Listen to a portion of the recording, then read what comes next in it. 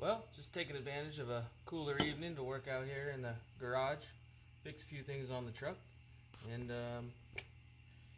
I think this is when you need to replace the shocks on your truck. New one,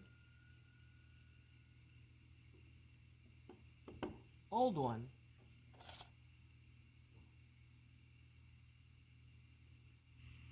I think it's time to replace the old one. It doesn't even move. I don't know if I can pull it out.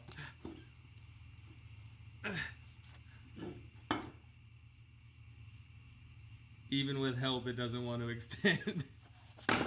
Let's put the new one in.